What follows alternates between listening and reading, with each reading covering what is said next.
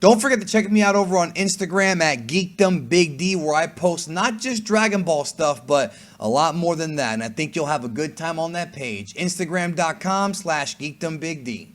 So many years ago, I did a Dragon Ball in-depth explaining fusions, the different types of fusions in the series and how they work. But it's been a while since then, and I figured with the technique guide, I would have an opportunity to go in and kind of re-look at some of these old techniques and give them their proper due, because there's a lot of intricacies and curiosities and lots of more in-depth talk about these kinds of techniques that need to be discussed here on the technique guide. That's what it's for. So we will be revisiting the different fusions with the technique guide, and today I want to look at Namekian fusion because it's the first type of fusion that we actually saw in the series, and it's one that I find fascinating, and we found out some interesting things about it since then. So I want to go ahead and take a deeper dive into Namekian fusion, how it works, what its properties are, and really go in depth on this edition of the technique guide.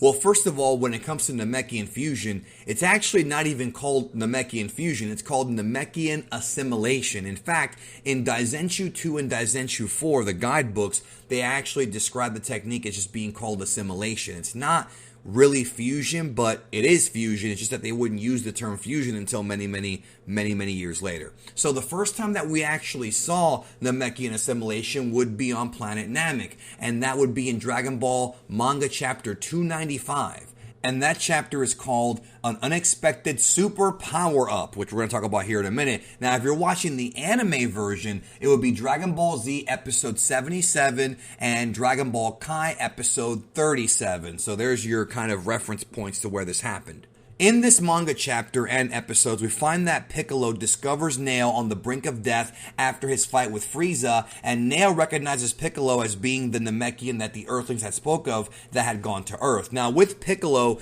a big part of his sort of story here with this arc is that he's sort of rediscovering his birthright. He's kind of learning more about himself. Ever since Nappa and Vegeta revealed to him that he was indeed a Namekian, that he is of Namekian blood, not just a demon like we had originally thought, aka Toriyama retcon, but a good one at that. It's a good retcon. We have this sort of thing where Piccolo's trying to discover more about himself, and we find out in this chapter that Namekians are born with this mysterious power where they basically can power themselves up by becoming one with an ally.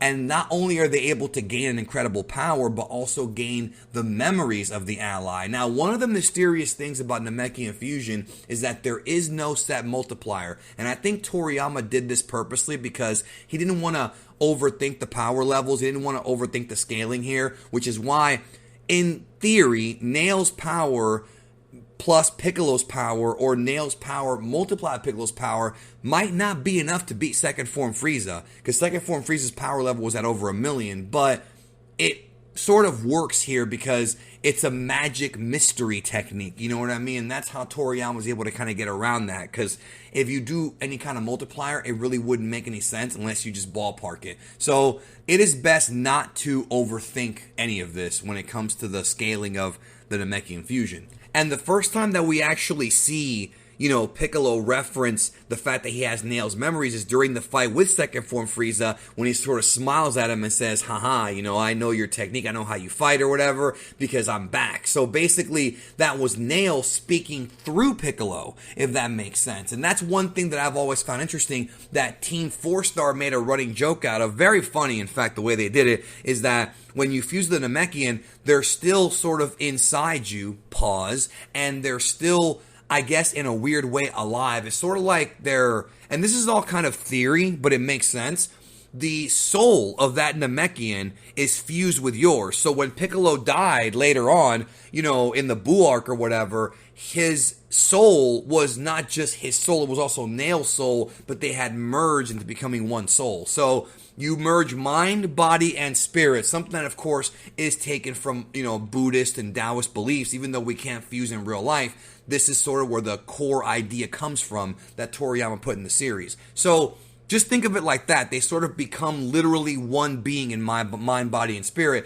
But, of course, TFS made the joke, and it kind of makes sense how they're always talking to each other, because I have wondered since I was a kid, do they have, like, conversations with each other? Like, does Piccolo Jr. still talk to, like, Piccolo Sr.? I assume not, because he's not a demon anymore, but it's just something that, is fun to think about. Now, the guidebooks state that by deciding in advance the person who will become the post-merging body's personality, they are able to determine whose body it will be afterwards. So, you don't just fuse and merge and make a new being. You literally give your soul up to somebody else. You cease to exist as an individual person and give it up to somebody else. You have to think about how kind of crazy that is, that you're no longer going to be yourself. You're going to be part of someone else and they're in control. Kind of a scary thought, but, for Namekians, it seems to be a pretty normal thing. And we later would find out in Dragon Ball Super that the Universe 7 Namekians would not be the only ones with this power. It is, of course, a Universe 6 Namekian trait or ability. And it does also state in the guidebooks that they are unable to return to being the former two people ever again. Now, obviously, with the introduction of the Super Dragon Balls and those balls being limitless, in theory, you would assume that with those balls, you could defuse them. Maybe even with the Earth Dragon Balls, even though I'm not entirely sure if they're powerful enough to do that. But the Super Dragon Balls can do it. So recently in the Dragon Ball Super manga, Vegeta learned Force Spirit Fission, and apparently this technique from the Yardrat, which I will do a technique guide on at some point, can actually defuse Namekian fusion, or so he says. So if that is the case, then that would be a way to reverse Namekian assimilation. So Piccolo and Nail fuse, and then Piccolo gets a power-up, and he's able to fight second form Frieza for a while until Frieza transforms, and then Piccolo has no chance. And then, of course, you know what happens from there. Then later on in the series, we have an even more powerful and insightful fusion or merger, and that is, of course, Piccolo fusing with Kami, aka God. They obviously told us earlier in the series that Piccolo Daimao, which is Demon King Piccolo's kind of pre-reincarnated version of himself, who he was, at one time was the same body as Kami. They came to Earth many, many years ago as the child of Katatsu, and this child of Katatsu, who had no name, they call him the Nameless Namekian, in order for him to ascend to the level of being the god of Earth, the Kami of Earth, he had to expel all his evil, and that evil manifested itself as its own sort of consciousness, which became Demon King Piccolo. This Piccolo, of course, had reformed his ways, the junior Piccolo, and wanted to refuse with Kami to gain his ultimate power. So presumably speaking, well, not presumably, we can tell, the Kami Piccolo fusion, even though Nail was stronger than Kami as far as physical power goes, we know that for certain, Kami was literally the other half of Piccolo. So them fusing together created this ultimate being, which is literally stronger than the first time we see Imperfect Cell, and stronger than the androids, or at least close to their level. So it's interesting because, once again, there's no set multiplier on this. It doesn't matter how strong who you merge with is. You get a power up. It just depends on other factors, presumably like what clan you're from, or in this case, the fact that they used to be one very powerful being, the Nameless Namekian. Dragon Ball Multiverse, the fan manga, introduced an interesting concept of a Namekian fusing with a large number of Namekians to create this incredibly powerful character. And Dragon Ball Super, and we don't know for sure if they got the idea from Multiverse. Some people think they did, but maybe they didn't. It could be a coincidence. But Dragon Ball Super upped the ante because we were introduced to Saunel and Purina. Saunel and Purina, two Namekians from Team Universe 6, and they reveal that they fused with a large number of Namekians from the planet Namek of Universe 6. We don't actually have the exact number as to how many Namekians they fused with, but they were able to get a huge power boost to compete with Universe 7's fighters and the other fighters in the Tournament of Power. Now, one very interesting twist here is that in the Tournament of Power, when it came to Saunel and Purina, because they fused with so many Namekians, it had to have happened shortly before the actual tournament began, because what ends up happening is, as a result of the large number of Namekians that they fused with, that they assimilated with, they weren't able to use all of this power until their bodies were able to stabilize later on in the tournament. So they were able to get a huge power boost while fighting Gohan and Piccolo. And that is a very interesting little twist in that Piccolo merging with one person gave him a boost right away. But if it's multiple people at the same time in a short span, it takes time for your body to stabilize. And that's pretty interesting if you ask me. Now, as I said earlier, when it came to Piccolo fusing with Kami, that gave him some pretty interesting knowledge about things he had no idea about. For example, when he was confronting Imperfect Cell, it was Kami's idea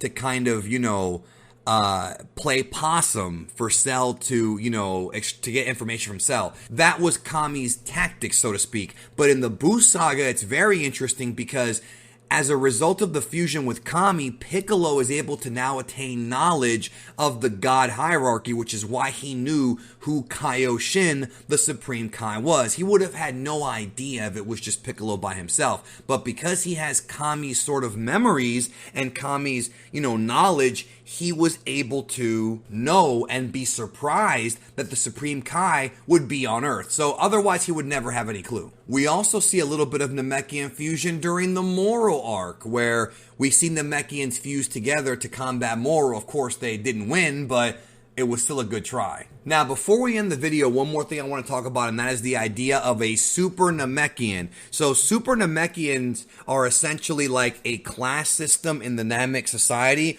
that's sort of like a Super Saiyan, a legendary warrior. It's the same sort of concept, except that we don't have many Super Namekians, like we don't have many Super Saiyans, but when Piccolo and Kami fuse, they are referred to as a Super Namekian because the child of Katatsu was classified as being a Super Namekian way back when, even though at that point, Super Namekian Piccolo's power was way beyond a regular Super Saiyan. He was stronger than all the Super Saiyans during that time. Of course, when Vegeta and Trunks and Goku and Gohan would train, they would surpass Piccolo. But during that time when he fused, he was the strongest Z fighter. And it's a class system, but it is sort of a similar kind of idea. This legendary warrior with great power. Same concept, and it works here as well. So with that being said, I will bring this video to a close. Thank you for watching. If you enjoyed this technique guide, check these out as well. And don't forget to check out the technique guide playlist on the channel for more information like this. Hope you enjoyed it. Have a good one.